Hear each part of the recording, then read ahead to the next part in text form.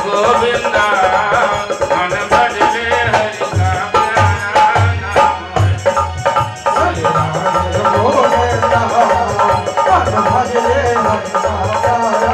आपदेव भगवान का भजन करते हुए घर छोड़ के निकल पड़े। कुछ नहीं, हरि राम ही सच्चा है, बाकी सब झूठा है।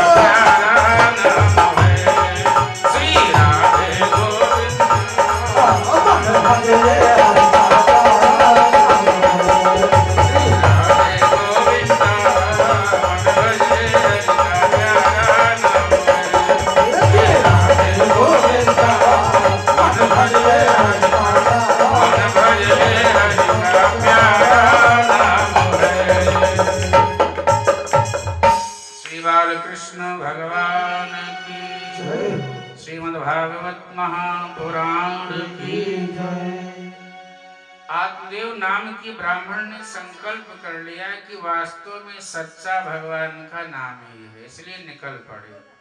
चौथापन। अच्छा सच है, लास्ट में हम सब तो कहते हैं कि राम नाम सत्य है, सब कहते हैं, पर ये पहले नहीं पता लगता है कि यही सच है। बोले बचपन में बताया धन धाम सत्य है, ईवानी में बताया अर्थ काम सत्य है, अंत में पता लगा कि राम नाम सत्य है। ये अंत में ही पता लगता है। बचपन में तो धन धाम ईवानी होती है तो अर्थ और काम, और अंत में राम नाम, श्याम नाम, कृष्ण नाम, जो भी। पर काशी बाल्यावस्था से ध्रुव और प्रहलाद की तरह लगन लगी रहे। ऐसा नहीं कि आप राम में प्रेम लगे तो घर ही छोड़ दो। महाराज जनक कितने बड़े ज्ञानी थे, जिनकी किशोरी जी बेटी बनी, पर क्या राजपाट छोड़ दिए? नहीं। कोई बन जाना चाहे अलग बात है, नहीं तो घर में रह के बोले नाम जपते चलो, काम करते चलो, सब हो सकता है। नाम जपते चलो, काम करते चलो, अरे वक्त जीवन का यूं ही निकल जाएगा, पर गर लगन सच्ची भगवन से लग जाएगी, तो सारे जीवन का नक्शा बदल जाएगा, सारे जीवन का नक्शा बदल जाएगा। पूरे जीवन का नक्शा ही बदल जाता है। मैं पूरा चेंज। नाम से यदि प्रेम हो गया तो नाम जपने वाले काम नहीं करते। बहुत कबीरदास जी को ले लो, जुलाहे का काम करते थे पर अंतिम समय तक काम करते रहे। हाँ ठीक है, आपका वैराग्य में मन है, जाओ, कौन रोकता है। पर नहीं जाना चाहते तो घर को ही वृंदावन बना दो, घर को ही अवध बना दो, ऐसा कार्य करो। श्रेष्ठ कार्य करना सब पूजा ही। बोले 1,84 भ्रमण किए दुख सहन, पाया मुश्किल से प्यारे मानुष का तन। 84 लाख कई लोग कहते हैं कि एक योनि कम, पर ऐसा नियम नहीं है। 84 लाख पूरा करके ही तब मनुष्य का तन प्राप्त होता है, ऐसा शास्त्र प्रमाण है। अस्थावरम विंशतिर्लक्षम, 20 लाख की योनि अस्थावर ये भुगतनी पड़ती है। अस्थावर अस्थावरम विंशतिर्लक्षम जलजम 9 लक्षकम, 9 लाख की योनि जल में रहने वाले जो भी होते हैं, घड़ियाल मछली ये वो। अस्थावरम विंशतिर्लक्षम जलजम 9 लक्षकम कीलमिश्चम चारुद्रलक्षम, 11 लाख कीड़े मकोड़ों की योनि भुगतनी पड़ती है। 10 लक्षम चा पक्षिणाम, 10 लाख की योनि पक्षियों की है। चतुर्लक्षम च बांडा, 4 लाख योनि बांडों की है। ततो मनुष्यता प्राप्ति कर्मेण साधेत, तब मनुष्य का तन प्राप्त होता है कि जाओ कुछ श्रेष्ठ कर्म करके आओ, और ना करो तो फिर जाओ 84 लाख में, और अच्छा कर लिए तो मुक्त। यही अंतिम है और यही शुरुआत है, दोनों बात है। मनुष्य का तन ही अंतिम, और ना बनी तो यही से फिर शुरुआत। इसलिए 1,84 भ्रमण किए दुख सहन, पाया मुश्किल से तू प्यारे मानुष का तन। तो राह चलते चलो करके सीधी नजर, कवियों ने कहा कि राह चलते चलो अरे करके सीधी नजर, पैर नाजुक है नीचे फिसल जाएगा, पैर नाजुक है नीचे फिसल जाएगा। नाम जपते चलो काम करते चलो, नाम जपते चलो काम करते चलो, नाम जपते चलो, नाम जपते चलो काम करते चलो, नाम जपते चलो काम करते चलो। वक्त जीवन का यूं ही निकल जाएगा, वक्त जीवन का यूं ही निकल जाएगा। कर लगन सच्ची, कर लगन सच्ची, कर लगन सच्ची भगवन से लग जाएगी, कर लगन सच्ची भगवन से लग जाएगी। हाँ, सारे जीवन का नक्शा बदल जाएगा, सारे जीवन का नक्शा बदल जाएगा, ये बदल जाएगा, वो बदल जाएगा। बाल कृष्ण भगवान की जीवन का नक्शा बदलना है तो यही नक्शा बदलता है। कोई भी शास्त्र, किसी संत के शरण में, कोई शास्त्र की शरण में, अपने माता पिता गुरुजनों के सानिध्य में जो बालक संस्कारी होते हैं वो गोकर्ण होते हैं, नहीं तो सब धुंधुकारी होते हैं। गोकर्ण ने ज्ञान दिया, आत्मदेव गए भजन करने के लिए। अब बची माँ, धुंधुकारी ने अपनी माता को बड़ा कष्ट दिया, बहुत परेशान करे, और बोले जो माल खजाना रखा है पिताजी ने दिया है सब बता दो कहाँ है, नहीं तो ऐसी भागवत में आती है कि लकड़ी को जला करके और उसमें अग्नि जला के अपनी माँ के मुख में डाल देता था कि बता नहीं तो तेरे प्राण ले लूंगा। अब सोचो वारे धुंधुकारी, ऐसा लिखा है भागवत। आज वो माँ रुदन करने लगी, क्या ऐसा बेटा, इससे अच्छा बेटा ही न होता तो अच्छा रहता, सब मेरे कर्मों का परिणाम है। धुंधुकारी को आज पछतावा हुआ कि मैंने गलती की, मैं अपने बहन का बेटा ले लिया, अपने पतिदेव से झूठ बोली, गर्भ का झूठा नाटक किया, और संत का दिया हुआ फल मैंने गाय को खिला दिया। एक मैंने संत के साथ छल किया है, अपने पति के साथ छल किया है, परिणाम यह है कि आज मुझे ये भुगतना पड़ रहा है। बहुत दुखी अवस्था में, और जिस दिन मुख में जलती हुई अग्नि धुंधुकारी ने डाल दिया, उसी दिन वो बेचारी घर के आंगन में एक कुआं था, माँ ने उसी कुएं में कूद करके अपने प्राण को दे दिया कि रोज रोज मरने से अच्छा है कि एक ही दिन मर जाए। बहुत दुखी कातर अवस्था में अब तो धुंधुकारी परम स्वतंत्र गोकर्ण था भाई। गोकर्ण ने देखा कि मेरी माँ चली गई, पिताजी वन चले गए, तो गोकर्ण भी प्रेम पूर्वक घर त्याग करके वन की तरफ चला गया कि मेरा क्या काम, जब पिताजी नहीं, माताजी नहीं, भाई तो इतना राक्षस प्रवृत्ति का है, कल को ये मुझे भी कुछ ना कुछ कष्ट देगा, उससे पहले ही हम निकल गए, चला गया। और गोकर्ण जहां भी जाते हैं, देखो अच्छे लोग जहां भी जाएंगे वो अच्छा ही करेंगे, और गंदे लोग जहां जाएंगे वो अपना परिचय दे देंगे। धुंधुकारी गंदा है, घर में 5 वैश्याओं को ले आया, एक नहीं 5 वैश्याओं में आसक्त हो गया। अब इसका अध्यात्म चर्चा किया जाए तो धुंधुकारी कौन? बुद्धि रूपी धुंधली का जो बुद्धि है, ये बुद्धि ही धुंधली है, और धुंधली का के बहन का मन का जो बेटा है वही धुंधुकारी है। जैसे हम कहते हैं, मन कहता है जो इच्छा हो वही खा लो, तो उसका बेटा धुंधुकारी होगा। मन जो कहे वो काम नहीं करना है, बुद्धि जो कहे वो काम करना है। मन तो पता नहीं क्या क्या कहेगा, मन कहेगा आज ये खा लो, मन कहेगा ये काम करो, मन दृढ़ निश्चय नहीं होता है, मन तो 1 मिनट में बदल जाता है, पर बुद्धि निर्णय करती है जब, तो बिल्कुल स्ट्रॉन्ग निर्णय होता है, मजबूत निर्णय होता है। इसलिए सतोगुणी बुद्धि से निर्णय किया जाए। बुद्धि धुंधुकारी 5 वैश्याओं को ले आया। अब वैश्याएं कौन है? देखो, मन रूपी दूषित मन का जो बेटा है वो धुंधुकारी है, और इसकी 5 वैश्याएं, हम सब भी वही उसी में है, ज्यादातर लोग। 5 वैश्याएं कौन है? शब्द, स्पर्श, रूप, रस और गंध, ये 5 वैश्याएं। ध्यान से सुनना, 5 वैश्याएं, कोई ऐसे शब्द होते हैं, भगवान की कथा होती है, ये शब्द ब्रह्म है, पर ऐसे शब्द होते हैं जो आप देखेंगे कि डीजे वो अश्लील गाने, पता नहीं कैसे गाने, ये क्या है शब्द? ये शब्द ही वैश्या है। ये आपको आसक्त कर देगा, ये आपको कहीं ना कहीं गिरा देगा, आपको पतित कर देगा।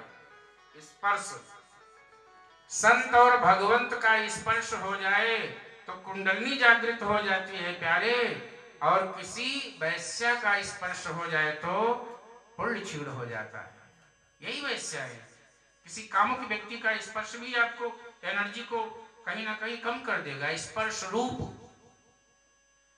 रूप में भगवंत का दीदार किया जाए कि वाह क्या रूप है। कोई सुंदर मिले, सुंदर रूपवान या सुंदर रूपवती, तो सोचो कि ये चंद्र से चेहरे, ये दिलकश नजारे अगर जलवागर हैं तो किसके इशारे। जब कोई सुंदर, क्या बात है, आप पूरा आनंद लेते हो, अच्छा है। ये चंदा से चेहरे, ये दिलकश नजारे अगर जलवागर हैं तो किसके इशारे। कौन इशारा कर रहा है जिसकी वजह से चंदा से चेहरे, दिलकश नजारे जीवन में आते हैं? वो है कुम्हार। घट सुंदर है तो कुम्हार कितना सुंदर होगा, घड़ा सुंदर है तो बनाने वाला भी तो सुंदर होगा। इसलिए तब ये सोचो कि वाह बनाने वाले, वाह वाह रे तेरी कारीगरी सरकार। तब सरकार को धन्यवाद करो कि वाह सरकार, वाह कितना सुंदर बनाया। तो शब्द, स्पर्श, रूप, ये भी वैश्या है। यदि इसका रूप में भगवान का दर्शन करो तो वैश्या नहीं। रस, अच्छा रस, सुरस, भक्ति रस, भोजन का रस। भगवान को प्रसाद आप खिलाते हैं तब वो भोजन नहीं रह जाता है। आप लड्डू भी लेके आओ, जब तक वो लड्डू रहता है, जब लेके आए और भोग लगा दिए, तुलसी दल पड़ गया, तब क्या रह गया? हो गया वो, अब हो गया प्रसाद, अब लड्डू नहीं रह गया, क्योंकि तुलसी दल पड़ गया। ये रस हो गया, भगवान का प्रसाद रूपी रस मिल गया, या भगवान की कृपा रूपी रस मिल गया। तो जो कृपा रूपी, दया रूपी, प्रेम रूपी, श्रद्धा रूपी रस का अनुभव करता है वो तो भक्त, और नहीं तो कुछ और रस, काम रस में यदि डूब गया तो वैसा। कभी कहते हैं ना, वो कौन सा एक भजन है कि सीताराम सीताराम सीताराम कहिए, अरे जाहि विधुरा के राम, जाहि विधुरा राम सीताराम।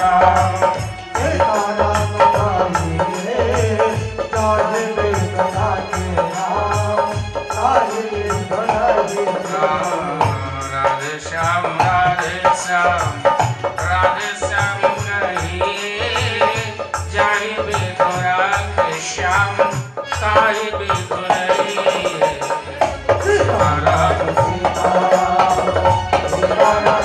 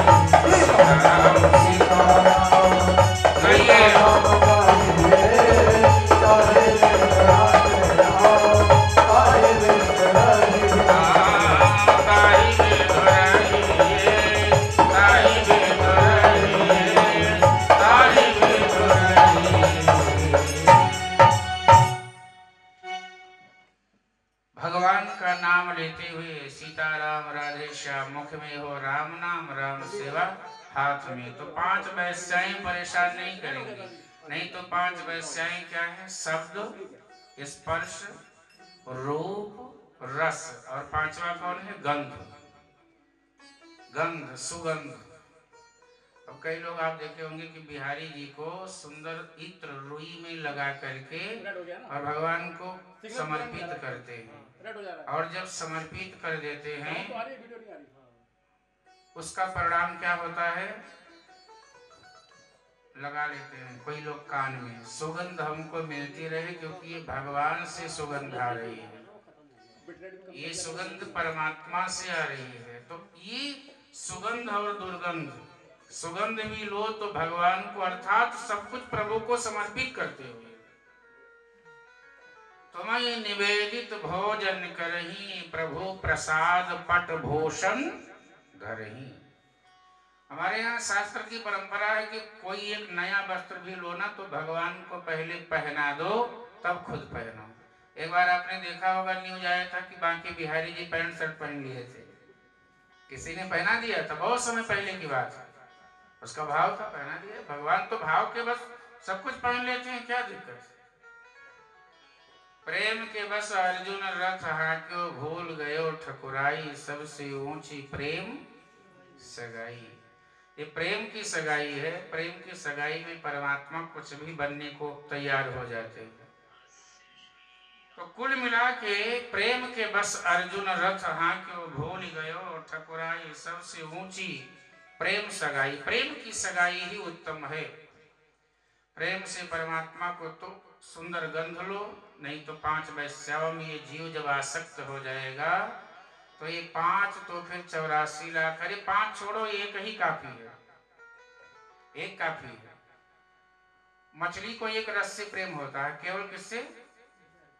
पानी के रस से आसक्ति हो जाती है, और देखो पानी के बिना नहीं रह पाती। और हम लोग शब्द, स्पर्श, रूप, रस, गंध 5 में आसक्त हो जाएंगे तो क्या दशा होगी? अच्छा, पतंगा को देखिए, पतंगा को दीपक जलाओ और एक पतंगा कीड़ा आता है तो उसी से बार बार आकर के उसी के इर्द गिर्द घूमेगा, और जब तक प्राण नहीं त्याग देता है, या तो वो बुझा ही देगा या तो प्राण ही त्याग देगा। केवल एक रस से प्रेम होता है तब ये स्थिति है, और 5 रस से प्रेम हो जाए तो क्या हो जाएगा? इसलिए बहुत सावधान। यदि साधक को कुछ करना है तो, नहीं करना है तो फिर तो बात ही खत्म, फिर चाहे जैसे करो। यह शास्त्र विधि त्याज वर्तते काम कारतः, न सिद्धि मवाप्नोति न सुखं न पराम गतिम। शास्त्र कहता है जो शास्त्र की विधि का त्याग करके कार्य करता है उसको न सिद्धि मिलती है, न सुख मिलता है, न शांति मिलती है। इसलिए शास्त्र जो जो कहे उसके अनुकूल कार्य करना चाहिए, मनमुखी नहीं बनना चाहिए। शास्त्र मुखी रहो, गुरु मुखी रहो।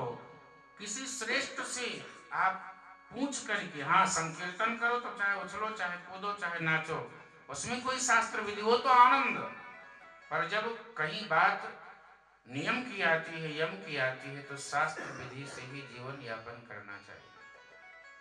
5 वैश्याएं ले आए, वैश्याओं को खूब खिलाता है, चोरी करके लाता है, वैश्याओं को तो धन चाहिए। एक दिन राजा के यहाँ चोरी कर लिया। जब वैश्याओं को पता लगा कि आज ये राज दरबार में ही चोरी करके आया है, ये तो पकड़ा ही जाएगा, पर माल हम खाती हैं, हम भी पकड़े जाएंगे। तब 5 वैश्याओं ने आपस में मंत्रणा किया, मीटिंग, इमरजेंसी मीटिंग, तत्काल मीटिंग किया, बोले इसको मार दो, जैसे को तैसा। 5 वैश्याओं ने एकत्र उसको पकड़ के आग लगा दी, जीते जी धुंधुकारी को आग लगा दी। और आग लगाने के बाद में आंगन में ही, हाँ, कहीं शमशान घाट नहीं जाना पड़ा। देखो बुरा कर्म का बुरा नतीजा। आंगन में ही खुदाई करके अंदर दबा दिया, ऊपर से मिट्टी, काम हो गया। राम नाम सत्य है। 5 वैश्याएं माल आपस में बांट के निकल गई। बोले चलो अब किसी को पता नहीं लगेगा, धुंधुकारी कहा गया, हम गए। ये परिणाम होता है। एक दिन घूमते हुए गोकर्ण बोले चलो देखो मेरा भाई क्या कर रहा है। अब आए तो यहाँ भाई ही नहीं है, भाई तो पता नहीं कहाँ गया। रात्रि में गोकर्ण ने आंगन में चारपाई डाल करके जब शयन करने लगे तो उनके सामने कोई इंद्र बन के आ जाए। भूत प्रेत में भी बड़ी सामर्थ्य होती है, ऐसा नहीं कि भूत प्रेत होते नहीं, होते हैं, ऐसा शास्त्र परंपरा है। पर कोई भूत प्रेत जरूरी नहीं कि सबको परेशान ही करे, ये कोई जरूरी नहीं है। ये भय का नाम भूत है। ये तो फिर जब भय आ जाता है तो हमको परेशान करने लगते, इसलिए इतना डरने की जरूरत नहीं होती है। भूतकाल तो जैसे कोई मान लो मिनिस्टर है, मुख्यमंत्री है, तो वर्तमान काल का, नहीं तो जैसे ही नहीं होता है तो भूतकाल, तो उसके नाम के पीछे भी लग जाता है कि ये भूतकाल, भूत, ये भूत तो वही हो गए। मुख्यमंत्री भी भूत, बहुत बड़े बड़े, कहने का मतलब भूत बनना बहुत, वर्तमान में अच्छा है तो सब ठीक है, नहीं तो सब भूत। तो मूलतः कभी इंद्र बन के आ जाए, कभी गंधर्व बन के प्रकट हो जाए, कभी पिशाच बन के आंगन में प्रकट हो। महाराज गोकर्ण को लगा कि आखिर कौन है। तो जो संत होते हैं, भक्त होते हैं, वो निद्रा जो लेते हैं ना, श्वान की तरह निद्रा लेते हैं। विद्यार्थी का निद्रा और योगी और भक्त का निद्रा श्वान की तरह होना चाहिए। मान लो पढ़ने वाला बालक है, 9 बजे तक सोएगा तो पढ़ पाएगा क्या? काक चेष्टा वको ध्यानम स्वान निद्रा तथैव च अल्पाहारी गृहस्थ त्यागी विद्यार्थी पंच लक्षणम। ये विद्यार्थी के लक्षण हैं और यही योगी के भी लक्षण होने चाहिए और होते हैं। साधक को 2 चीजों से बचना चाहिए, निद्रा और निंदा।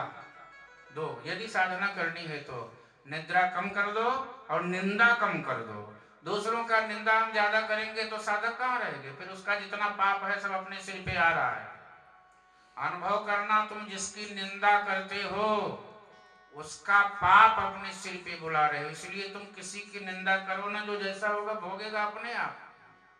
हाँ, कोई अच्छा है तो अच्छाई की चर्चा कर लेनी चाहिए कि भाई बड़ा अच्छा है, कम से कम कुछ अच्छाई उसका अपने पास आए। इसलिए जब पूरी तरह से गोकर्ण जग करके बैठ गए और निरीक्षण करने लगे आखिर है कौन है, तो भूत कभी कुछ बने कभी कुछ बने। जल लिया, साधना प्रबल थी, जल लेकर के संकल्प किया और संकल्प करके जैसे ही पिशाच के रूप में आता है जल डाल देते हैं और कहते हैं बस अब यही रुक जा, इससे अगला कोई रूप नहीं धारण करना, बता कौन है, मुझे क्यों डरा रहा है। गोकर्ण के सामने उसने कह दिया हम तो दियम भ्राता धुंधुकारी मम नामना। अरे भैया मैं धुंधुकारी हूं, मैं आपका भाई हूं। गोकर्ण ने कहा भाई, तो ये तूने ये दशा क्यों बना रखा? ये तो मैंने सुना था कि तेरी मृत्यु हो गई है, तो मैं तो गया श्राद्ध कराया तेरे लिए, और जब गया श्राद्ध कराया तो क्या तू मुक्त नहीं हुआ? धुंधुकारी ने कहा 100 गया श्राद्ध कर डालो मैं तब भी नहीं मुक्त होऊंगा, ऐसा भागवत कहती है। न गंगा न गया काशी पुष्करम न प्रयागकम, चाहे कितना गंगा स्नान कर लो, चाहे कितना गया चले जाओ, धुंधकारी कहता है, चाहे काशी चले जाओ चाहे प्रयाग चले जाओ, मैं इतना पापी हूं कि मेरी मुक्ति ही नहीं हो सकती है। अरे जिसके कारण माँ को इतना कष्ट भुगतना पड़ा हो, जिसके कारण पिता को इतना कष्ट हुआ कि घर छोड़ के चले गए, उसको गंगा गया काशी प्रयाग भी पवित्र नहीं कर सकती है। अरे भैया तुम 100 श्राद्ध कर दो तो भी मैं मुक्त नहीं होऊंगा, तब क्या करूं तेरे लिए? बोले ये मैं नहीं जानता, क्योंकि मैं भूत बन गया हूं, मैं पिशाच बन गया हूं, मुझे ये नहीं पता है। पर हाँ, मैं पापी तो बहुत था, पर मेरा एक भाग्य बड़ा अच्छा था कि तुम्हारे जैसा भाई मिला। भले भाई है, गाय से उत्पन्न हुआ, पर एक भाई तेरे जैसा, भूत भी बहुत अच्छी अच्छी बात करते हैं, भाई तेरे जैसा मिल गया है, इसलिए मैं भाग्यशाली हूं। भाई कुछ ऐसा करो कि मैं मुक्त हो जाऊं। रात भर गोकर्ण को नींद नहीं आई, करवटी बदलते रहे। प्रातः काल हुआ, स्नान किया, ध्यान किया, सूर्य नारायण को जब अर्घ देने लगे तो सूर्य नारायण से प्रार्थना करने लगे कि हे सूर्यदेव, कोई रास्ता बता दो कि जिससे हमारा भाई मुक्त हो जाए। क्या वो, ये है संत की सोच, ये है भक्त की सोच, मेरा भाई मुक्त हो जाए, कोई उपाय बता दो।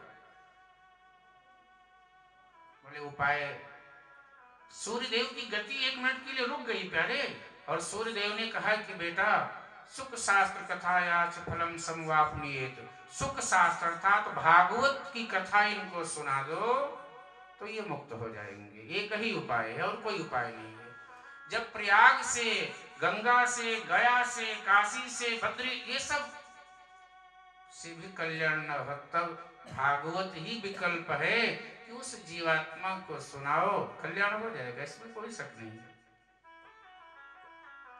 तैयारी शुरू कर दी। आषाढ़ शुक्ल पक्ष नवमी के दिन से गोकर्ण महाराज ने आयोजन प्रारंभ किया। बड़े सुंदर सुंदर पांडाल सजाए गए, सब कुछ हुआ। पहले वो बांस की लगती थी ना, वो सब टेंट लगे तो बांस, अब सबके लिए बैठने का स्थान तो था, पर धुंधुकारी आए तो, क्योंकि भूत प्रेत है, जब उसका आवाहन किया आप संकल्प में आचार्य ने कि धुंधुकारी आओ विराजमान हो, तो धुंधुकारी आया, इधर उधर देखा, कहां बैठे? अरे भाई, गोकर्ण ऐसा प्रवक्ता विराजमान है, किसी सर पे भी नहीं बैठ सकते कि भूत प्रेत आके सिर पे बैठ जाए, तो क्या करिए? एक वो बांस लगा हुआ था टेंट में, उसको रोकने के लिए उसी पे जाकर के बैठ गया। 7 गांठ की बांस थी, जैसे ये बांस लगा हुआ है, नहीं ये बांस ही क्या है, यही है, ये सब रूप है, ये सब चिन्ह है, इंगित करते हैं, संकेत करते हैं। 7 गांठ पे जाकर के विराजमान हुए। देखो 7 गांठ हम सबके जीवन में है, और 7 गांठें 7 दिन में टूट जाए तो हम सब मुक्त हो जाए। 7 दिन में एक एक गांठ, तम मोह, महामोह, अंधता,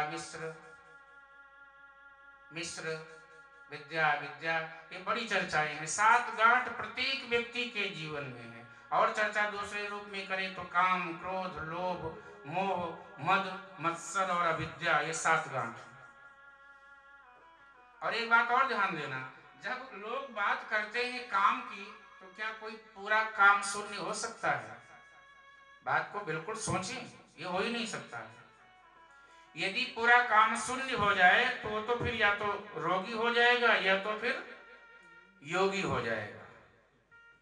2 ही बात होगी, या तो रोगी हो जाएगा, काम शून्य, रोगी, या फिर योगी बन जाएगा। पर प्यारे शास्त्र कहते हैं कि काम को छोड़ने की आवश्यकता नहीं है, काम को कोई नहीं छोड़ सकता। काम देव है, राक्षस नहीं है। काम का जब नाम आता है तो क्या कहते हैं? कामदेव भगवान की। अरे कामदेव स्वयं भगवान का बेटा। जब यदुवंश कृष्ण अवतारा, प्रद्युम्न कौन है? जब भगवान श्री कृष्ण का बेटा जो प्रद्युम्न है, ये कामदेव के अवतार है। स्वयं साक्षात कामदेव के अवतार। इसका मतलब काम, क्रोध, लोभ, ये तीनों को पूरी तरह से त्याग नहीं किया जा सकता। हाँ, इसकी मर्यादाएं हैं। काम की सीमा है, काम की सीमा में रहो। काम की सीमा क्या है? जैसे नदी होती है, नदी के दो किनारे होते हैं। काम की सीमा है संयम और त्याग। जितना संयमित रह पाओ, संयमित रहने का प्रयास करो। संयम और त्याग ये काम के दो सीमाएं हैं। और संयम और त्याग की सीमाएं जब टूट जाती है तो नदी में बाढ़ आती है, तब कहते हैं ये भोगी बन गया, तब वो भोगी होता है। नहीं तो काम में रहते हुए और राम को व्यक्ति ने प्राप्त कर लिया है, ऐसे ऐसे साधक हुए हैं। इसलिए काम को समझने की जरूरत है, क्रोध को समझने की आवश्यकता है। आप कहें मैं क्रोधाजीत हो गया, कोई पूरी तरह से क्रोध को नहीं जीत सकता। आवश्यकता पड़े तो क्रोध करो। अब घर में आ जाए चोर और उसको भागवत सुनाओ तो क्या ठीक है? वो नहीं सुनेगा, वो कहेगा तुम करो भागवत, वो अपना काम करके चला जाएगा। अच्छा, जब विमान पे बैठ के जाने लगा तो और भी तो श्रोता थे, और लोगों ने कहा महाराज ये विमान, ये तो पक्षपात है, विमान केवल धुंधकारी के लिए क्यों, हम सब के लिए क्यों नहीं आया? तो गोकर्ण ने भगवान से ये प्रश्न किया कि प्रभु जब सबने बैठ के कथा सुनी तो विमान एक के लिए ही क्यों आया? तो यह उत्तर आया कि जैसा धुंधकारी ने सुना वैसा किसी ने नहीं सुना। बड़ी तन्मयता से धुंधकारी ने सुना। धुंधकारी का एक ही संकल्प था कि मैं मुक्त हो जाऊं, और कोई ये नहीं चाहता था कि मैं अभी मुक्त हो जाऊं, इसलिए विमान किसी के लिए नहीं आया। अब कथा हो रही हो, अभी विमान आ जाए तो कोई जाना चाहेगा? कोई नहीं जाएगा, कहेगा ना हमको नहीं जाना है, हम तो कथा सुन रहे थे, कथा का आनंद ले रहे थे, बाद में जब मरेंगे तब मुक्त कर देना, पर अभी हमको जाना नहीं है, अभी बड़ा काम है। कहने का मतलब यह है कि धुंधकारी मुक्त हो गया और बड़े आनंद के साथ में भागवत के महात्म की कथा यहाँ समाप्त होती। अब श्रीमद् भागवत की कथा शुरू होगी। बोलिए भागवत महात्म की जय, श्री बाल कृष्ण भगवान की जय। अब मंगलाचरण प्रथम स्कंद प्रारंभ होता है, जिसमें भागवतकार ने इस श्लोक के माध्यम से प्रणाम किया है। जन्मान्दस्य तो अन्वायदितरतस्त्वार्थे सविज्ञाः स्वराट् तेने ब्रह्म हृदयादि कवि मोहयन्ति यत् सूर्याः। भागवत का श्लोक है प्रथम। तेजोवारिमृदां यथा दिने सर्गो मृषा धाम्ना स्वेत् सदा निरस्तकुतं सत्यं परं धीमहि, सत्यं परम धीमहि। भगवान को प्रणाम करते हैं व्यास जी महाराज, तो क्या बोले कि जिनसे तेजो वार मृदाम अर्थात पृथ्वी जल अग्नि आकाश वायु ये पंचभूत जिनके इशारे मात्र से आपस में कार्य करते हैं तो सृष्टि प्रारंभ होती है, ऐसे सत्यम परम धीमहि परमात्मा को हम प्रणाम करते हैं। अच्छा, भगवान से ही सब उत्पन्न हुआ है और भगवान में ही सब लीन हो जाता है। जैसे सोने का आप चाहे कुछ भी बना लो, पर यदि आप सुनार के पास में जाएंगे और कुछ और बनवाना चाहो तो फिर वो सोना ही बन जाएगा, फिर सोने की अंगूठी नहीं रह जाएगी, बदल जाएगी। ऐसे ही पृथ्वी जल अग्नि आकाश और वायु ये सब पांचों के पांचों प्रभु से ही आए और प्रभु में ही लीन हो जाते हैं। फिर भगवत भक्ति और महात्म ये सब कथा सुनाते हैं। सूत जी महाराज सौनक जी को और कथा सुनाते हैं कि हे सौनक जी, महाभारत के अंतिम में बोले हमको भगवान की बाल लीला का आनंद लेना है, और कथा चाहे सुनाओ चाहे ना सुनाओ, भगवान बाल कृष्ण की लीला का आनंद लेना है। तब वहां से कथा बदलती है। सूत जी कहते हैं सौनक जी, जब महाभारत का युद्ध बिल्कुल अंतिम समय में था, लगभग युद्ध समाप्त होने को था, तो उस समय दुर्योधन ने अश्वत्थामा से कहा कि मैं तो परास्त हो चुका हूं, पर कुछ ऐसा करो कि पंच पांडवों में से तुम किसी एक का भी सिर काट करके ले आओ तो मैं समझूंगा मैं जीत गया। अश्वत्थामा गुरु पुत्र था, द्रोणाचार्य का पुत्र था, ब्रह्मास्त्र का ज्ञान था, ब्रह्मशस्त्र का ज्ञान था, चलाना आता था, पर उसको वापस लेना नहीं आता था। ये ज्ञान उसको नहीं था। जाता है तो बोले हम पांचों के पांच पांडवों का सिर काट के ले आएंगे, आप चिंता ना करें। बोले इतना बलवान तुम हो गए जिसके लिए बड़े बड़े महारथी कुछ नहीं कर पाए, तुम पंच पांडवों का सिर लेके आओगे। बोले अभी गया और अभी लाया। अश्वत्थामा जाते सूत जी सौनक जी को सुना रहे हैं, यहाँ से कथा बदल रही है पूरा। अब अभी तक तो महात्म चल रहा था। गए, महारानी द्रौपदी के 5 पुत्र शयन कर रहे थे और 5 पुत्रों का सिर काट के ले आया अश्वत्थामा। और उसको लगा कि हम पंच पांडव का सिर काट लिए, लेके आया। बोले देखो ये तेरे 5 के 5 दुश्मन का आज वध कर दिया। और दुर्योधन ने कहा अरे हम नहीं जीत पाए, उस पंच पांडवों का सिर ये कैसे काट के ले आया। तो बोले सिर देखूंगा। और जैसे ही सिर को पकड़ा तो बालक का सिर अलग, एकदम कोमल। अरे दुर्योधन तो बहुत पापी था, पर दुर्योधन ने कहा कि अरे अश्वत्थामा ये तूने क्या किया, कम से कम मेरे वंश में कुछ ऐसे बालक तो छोड़ देता जो कल को तर्पण कर देते, हमें कुछ जलांजलि दे देते। तूने तो पूरा हमारे वंश का ही शून्य कर दिया, तूने बहुत घोर निंदनीय कार्य किया। ये दुर्योधन भी बोल पड़ा। जबकि दुर्योधन आप जानते हैं भगवान कृष्ण के सामने होते हुए भी भगवान को स्वीकार नहीं किया, जबकि वो जानता था कि ये भगवान है। ऐसा नहीं कि वो उसे ज्ञान नहीं था। दुर्योधन को एक बार उसकी पत्नी ने समझाया कि भगवान सामने है और तुम भगवान से हट करते हो। बोले मैं जानता हूं कि भगवान है, पर जो मेरा स्वभाव बन गया वो मेरा जा ही नहीं रहा, मैं क्या करूं। स्वभाव नहीं जाता है, इसलिए स्वभाव ऐसा बनाओ कि भगवान के चरणों में रति हो। अरे भगवान को कह दिया बांध लो इस ग्वाले को। जब संधि काल के लिए स्वयं बांके बिहारी गए थे तो उसने कहा बांध लो इस ग्वाले को, ये माखन चोरी करते करते ये बहुत आत्मबलवान हो गया है। अग्रम सोचिम न दास्याम बिना दुधेन केसो। ये दुर्योधन के शब्द थे कि सुई की नोक के बराबर भी जगह नहीं दूंगा बिना युद्ध के केसो। ये मेरी बात ध्यान से सुन लो, ये दुर्योधन कहता।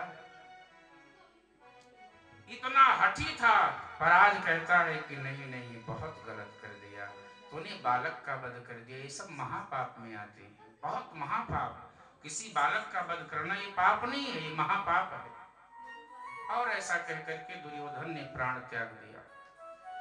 प्रातः काल द्रौपदी महारानी की जब निद्रा खुलती है तो देखते हैं मेरे बालक ऐसी अवस्था में है, रुदन करने लगी, करुण क्रंदन करने लगी, विलाप करती हुई।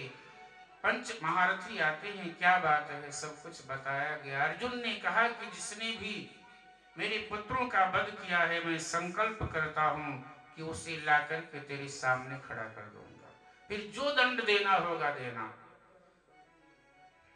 ढूंढ होने लगी, खोज होने लगी, किसने किया, संकल्प विकल्प जो भी शक्तियां थी सब लग गई खोजने में। पता लग गया अश्वत्थामा ने ये कुकृत्य किया है।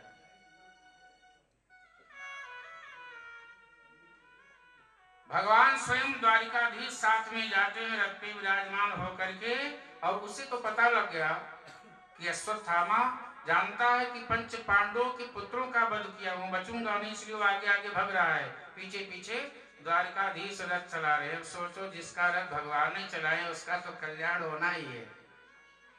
और धन्य है अर्जुन की पूरे जीवन पर्यंत रथ चलाए भगवान। अच्छा भैया आप अनुभव करो कि ड्राइवर, और ड्राइवर तो बने, ड्राइवर जैसे मालिक कहीं जाता है गाड़ी में बैठ करके तो मालिक तत्काल उतर के भगता है, ड्राइवर साहब गाड़ी लिए खड़े। तो भगवान भी तो ड्राइवर हैं, 5 सारथी बने हुए हैं। अर्जुन चाहे जहां उतर के चले जाएं, पर भगवान सारथी बने बैठे रहते हैं। धन्य है भगवान, अपने भक्तों से कितना प्रेम करते हैं कि पार्थ सारथी बन गए। और द्वारकाधीश ने कहा वो देखो वो देखो, अब उनकी तो लीला है। बोले अर्जुन देखो सामने अश्वत्थामा भगा जा रहा है, जाओ पकड़ लो, छोड़ना नहीं, इसे दंड देना जरूर। पकड़ के लाए, केस पकड़ कर रथ के पिछले भाग में बिठा दिया। गुरुपुत्र है अश्वत्थामा, गुरुपुत्र है। अर्जुन को लगा कि महाराज आदेश दो कि इसे हम दंड क्या दें, क्योंकि ये गुरु पुत्र है और ये कार्य तो आतताई का किया है, भले ये गुरु पुत्र हो। तब भगवान श्री कृष्ण के वचन सुनने लायक हैं। कन्हैया ने कहा, आतताई बधुर दोषो हंतुर भवत कश्चन। हे अर्जुन, आतताई का वध करने में कोई दोष नहीं है, पर यदि वो आतताई गुरु पुत्र हो और ब्राह्मण हो तो उसका वध भी नहीं करना चाहिए। भगवान जब ऐसा बोले तो अर्जुन बोले, वारे प्रभु धन्य हो, एक तरफ कह रहे हो कि आतताई का वध कर देना चाहिए और एक तरफ कह रहे हो कि यदि वो आतताई गुरु का पुत्र हो और ब्राह्मण हो तो वध नहीं करना चाहिए। तो गुरु पुत्र भी है और ब्राह्मण भी है जो ऐसा कुकृत्य कर गया। अब हम क्या करें, मैं निर्णय नहीं कर पा रहा हूं। बोले चलो पहले द्रौपदी महारानी के सामने प्रस्तुत करो, फिर वही निर्णय होगा कि क्या किया जाए। अश्वत्थामा को लेकर के आए हैं, महारानी द्रौपदी के सामने विराजमान कर देते हैं। कहते हैं, लो आपके पुत्र का वध करने वाला यही अश्वत्थामा है, गुरु पुत्र है, क्या दंड दिया जाए। महारानी को दया आ गई, अरे कोई बात नहीं, जो होना था सो हो गया, अब इसको छोड़ दो, ये गुरु पुत्र है। अर्जुन ने कहा, लो इतना मेहनत करके हम पकड़ के लेके आए हैं, इनको दया आ गई, छोड़ दो। कन्हैया ने कहा, मैंने तो पहले ही कहा था, आतताई बधुर दोषो हंतुर भवत कश्चन, आतताई का वध कर दो और विप्र हो तो वध करना नहीं चाहिए, तुम क्यों यहाँ लेके आए, वही काम। अरे भाई, कोई आतंकवादी पकड़ा जाए, जेल दो तो दुनिया भर का न्याय तो लगेगा ही। यदि कोई चोर डकैत या कोई भी पकड़ा जाए और पकड़ो वही शूट कर दो तो सारा काम सब खत्म, और पकड़ के लेके आओ जेल में डाल दो तो फिर न्याय प्रक्रिया चालू हो जाएगी। फिर न्याय जो कहेगा, जो मजिस्ट्रेट आदेश देगा उसी के अनुसार तो दंड मिलेगा। अब तो यहाँ मजिस्ट्रेट द्रौपदी महारानी बैठी हैं, जब इन्होंने छोड़ दिया तो तुम मारोगे कैसे भाई, जब ये छोड़ रही है तुम कैसे मारोगे। तो भीम ने कहा कि मजिस्ट्रेट की सीताराम, कहने दो मजिस्ट्रेट को, मैं इनको छोड़ूंगा नहीं। भीम कहते, अर्जुन तुम्हारा संकल्प अधूरा हो पर मैं इसका वध कर दूंगा। अर्जुन ने कहा, शांत रहो। फिर अर्जुन सोचने लगे कि भगवान कह रहे हैं, इसमें कोई ना कोई रास्ता निकल आएगा। भगवान ने क्या कहा था, आतताई का वध कर देना चाहिए। 5 लोग आतताई होते हैं, अग्निदो गर्दश्चैव शस्त्रपाणिर्धनापः क्षेत्रदारापहर्ता च षडैते आततायिनः। 5 लोग, अग्निदो किसी के घर में आग लगा करके घर को स्वाहा कर दे, आतताई है। अब एक तो आग लगाना होता है कि घर में ही आग लगा दो स्वाहा, एक आग ऐसे लगाना होता है कि परिवार में ऐसा आग लगा दो कि परिवार ही लड़के मर जाते हैं, एक ये भी आग लगाना है, ये भी आतताई है। अग्निदो गर्दश्चैव, गर्दश्चैव मतलब जहर देना, जहर दे करके किसी का वध कर देना, ये महापाप में आता है। गर्दश्चैव शस्त्रपाणिर्धनापः, शस्त्र से किसी का वध करना महापाप है। क्षेत्र, किसी का खेत या मकान कब्जा कर लेना महापाप है। क्षेत्रदारापहर्ता च, किसी के स्त्री को अपना बनाना या हरण कर लेना, ये महापाप है। क्षेत्रदारापहर्ता च षडैते आततायिनः, पंच के बाद में एक 6 छठा ये आतताई है। और ये मिल जाए तो इनका वध करने में कोई दोष नहीं है, जिन्होंने ऐसे पाप किए हों। ये तो बालक को मार दिए हैं। फिर अब दूसरा बड़ा दिक्कत है कि गुरु पुत्र है, ब्राह्मण पुत्र है, तो अर्जुन ने समझ गए कि हाँ, इसको मारना भी नहीं है, छोड़ना भी नहीं है। तो ब्रह्म जो तेज था, यदि कोई सतोगुणी विप्र होगा तो उसका ब्रह्म तेज मणि की तरह मस्तक पे विराजमान होता है, उसकी आज्ञा चक्र ये होती है, यही आज्ञा चक्र खुल जाता है। और जब आज्ञा चक्र खुल जाता है तो सारा तेज वही होता है। बोले इसका तेज निकाल लो, वो मणि निकाल लिया, और जैसे ही मणि निकाल लिया तो ऐसे लगा जैसे प्राण निकल गए, तेजहीन हो गया, श्रीहीन हो गया, सारा ज्ञानहीन हो गया, सब समाप्त हो गया। बोले हाँ, कन्हैया मुस्कुराए कि हाँ, इशारा तुम समझ गए, यही तो है भगवान। भगवान ने कहा, अर्जुन तुम इशारा समझ गए और छोड़ दिया, पर श्रीहीन हुआ, ज्ञानहीन हुआ, पर अभी जानकारी तो है ही। ऐसा तो है नहीं कि बिल्कुल एकदम खत्म हो गए। अश्वत्थामा जाता है और सोचता है कि ठीक है छोड़ दिया, तो उसने ब्रह्मास्त्र का प्रयोग किया है। जब ब्रह्मास्त्र का प्रयोग किया, उस समय स्वयं द्वारिकाधीश पंच पांडवों के साथ में भीष्म महाराज के पास में गए थे, जहां प्राण त्याग कर रहे थे। वो प्राण त्यागे वहां से वापस आ रहे थे, तो वो ब्रह्मास्त्र कहीं और नहीं, उसने सोचा कि उत्तरा के गर्भ में जो बालक पल रहा है, क्यों ना इसी को समाप्त कर दूं, सारा पांडव समाप्त हो जाए। और उधर में कष्ट हुआ। उत्तरा मैया हाथ जोड़ करके द्वारिकाधीश के चरण में पहुंचती, उधर से लौट रहे थे। पाहि पाहि महायोगिन पाहि माम, मेरी रक्षा करो, मेरी रक्षा करो। पाहि पाहि महायोगिन देव देव जगतपते, नान्यम तद्भयम मित्तो यत्र मृत्यु परस्परम। भगवान मैं आपकी शरण में हूँ, जहाँ मृत्यु भी शरणागत होती है, मेरी रक्षा करो, नहीं तो गर्भस्थ मेरे बालक को ये ब्रह्म तेज, ये ब्रह्मास्त्र समाप्त कर देगा। कन्हैया ने ध्यान किया कि अब क्या हो गया, नया काम। देखा कि ब्रह्मास्त्र जो अश्वत्थामा ने छोड़ा है वो उदर में पहुंच चुका है। भगवान ने अपने माया कवच से गर्भस्थ बालक को ढक दिया।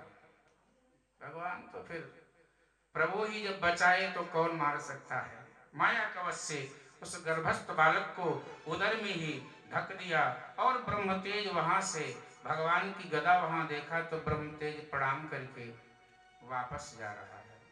पर वापस ब्रह्मास्त्र अश्वत्थामा खींच ही नहीं सकता था, ये ज्ञान समाप्त हो गया था उसका। बोले ये ब्रह्मास्त्र आया है तो किसी न किसी को समाप्त करेगा। तब महाराज अर्जुन स्वयं बाके बिहारी के चरणों में प्रणाम किए कि महाराज हम पंच पांडवों की रक्षा करो, आप जगत नियंता हैं, जगत पालक हैं, जगदीश्वर हैं। फिर भगवान ने अपनी लीला से उस ब्रह्मास्त्र को शांत करा करके और वापस कर दिया कि जाओ अब तुम किसी को। अरे भाई जब मालिक ही शांत करा दे तो कोई क्या कर पाएगा। परमात्मा जगदीश्वर है। वापस गया ब्रह्मास्त्र।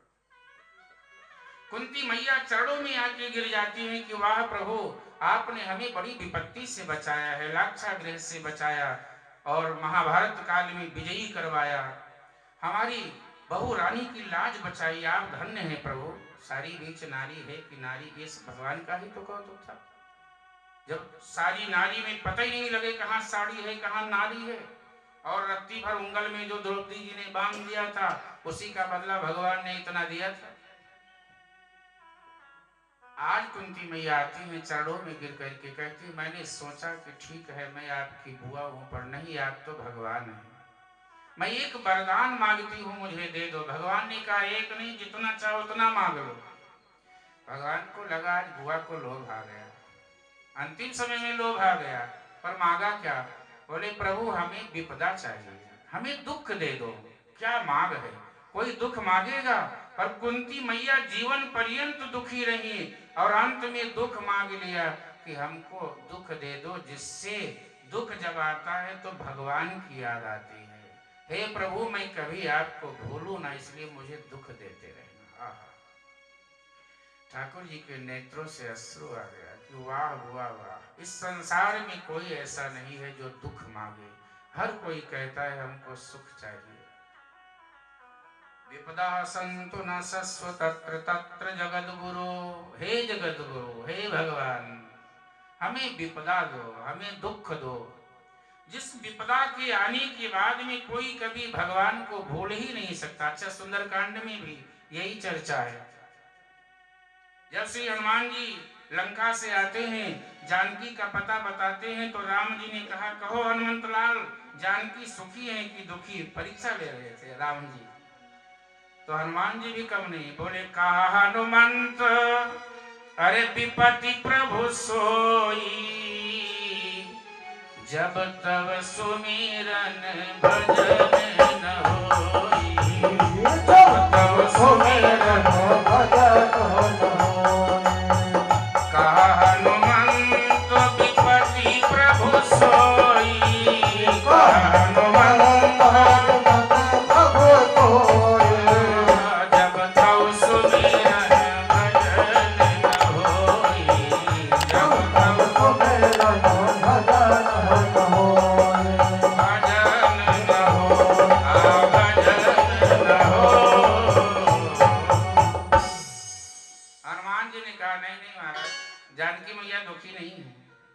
अच्छा कैसे नहीं दुखी हैं? कैद हैं, बंदी बनी हुई है और दुखी नहीं है। तो हनुमान जी ने कहा महाराज दुख तो वो होता है जब व्यक्ति भगवान का नाम भूल जाए, पर वो तो अहरनिश राम राम राम राम कर रही है, तो वो दुखी कहाँ है? ये तो प्रभु आपकी लीला है कि वो दुखी हैं, बाकी दुखी उखी है ही नहीं, वो तो बहुत सुखी हैं। क्योंकि वास्तव में सुखी कौन? सुख की परिभाषा बोली कोई तन दुखी, कोई धन दुखी, कोई मन बिन रहत उदास। अरे थोड़े थोड़े सब दुखी, सुखी राम के दास, सुखी राम के दास। कोई संसार में जो दुखी नहीं है? सब दुखी हैं। कोई ना कोई दुख प्रत्येक व्यक्ति के जीवन में है। सुख वही है जब हरि नाम जपो, भगवान से प्रेम हो, बड़ा सुख मिलता है, बड़ी शांति है। उसका वर्णन नहीं किया जा सकता, प्यारे कुछ शब्दों के द्वारा बताया जा सकता है। पर कोई पूछ ले गूंगे व्यक्ति को रसगुल्ला खिला दो, इसके बाद कहो कहो भाई गूंगे भैया बताओ कैसा लगा स्वाद, तो अच्छा तो लगा, पर बता नहीं पाएगा अच्छा लगा। ऐसे ही जब जीवन में भक्ति का आनंद आपके जीवन में बरसने लगेगा तो आप बताने का प्रयास तो करोगे, पर वास्तव में सब नहीं बता पाओगे। क्योंकि ज्यों गूंगे मीठे फल को रस अंतर्गत ही भावे, अभिगत गति कछु कहत न आवे, अभिगति गति कछु कहत न आवे। ये अभिगति गति है प्यारे, कुछ बताया नहीं जा सकता है। तो दुख मांगा, दे दिया कि जाओ दुआ दिया।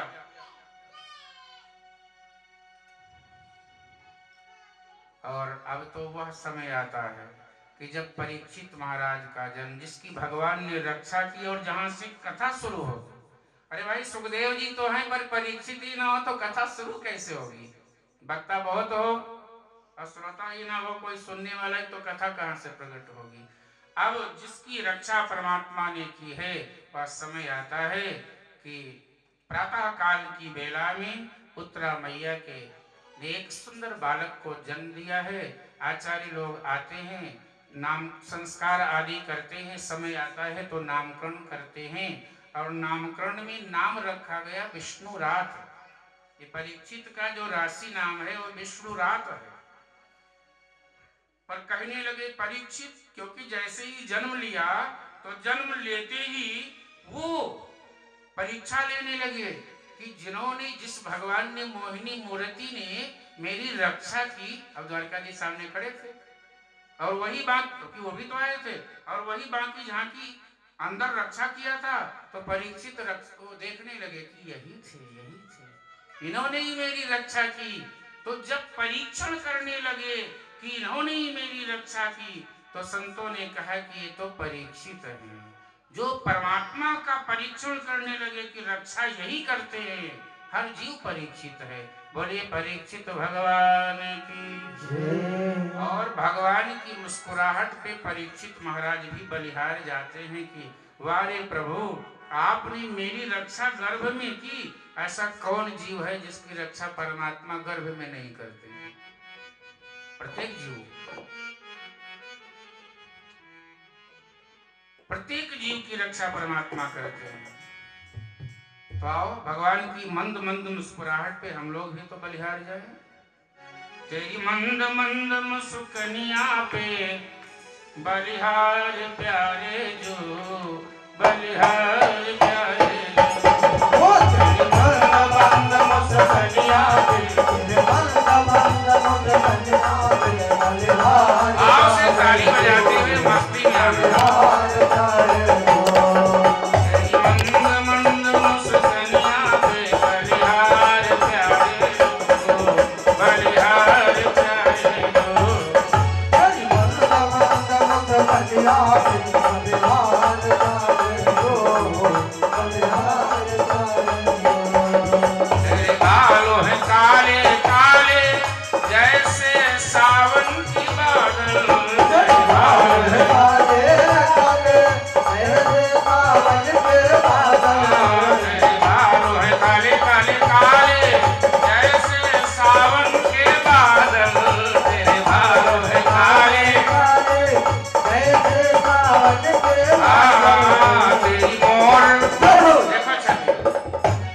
मोर मुकुट लटकनिया पे बलिहार प्यारे बलिहार प्यारे तेरी मंद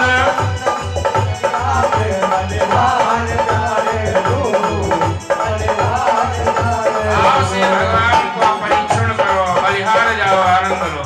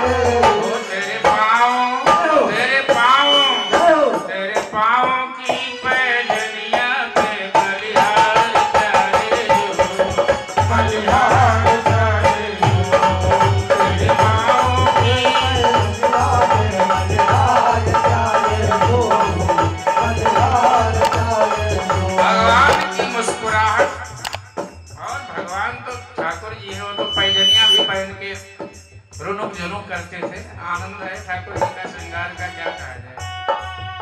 इसलिए ऐसे बांके बिहारी का दर्शन परीक्षित महाराज कर रहे हैं, आप भी दर्शन करो।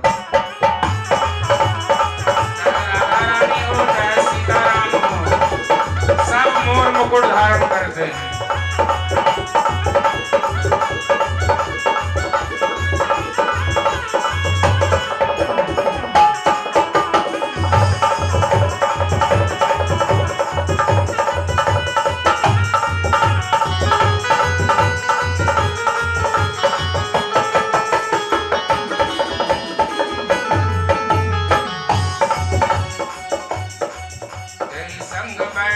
सुकुमारी लगती है प्यारी प्यारी, तेरे संग बैठी सुकुमारी लगती है प्यारी प्यारी, तेरी जुगल सभी के प्यारे जो बलिहार जाओगी, बलिहार जाओगी, तेरी मंद मंद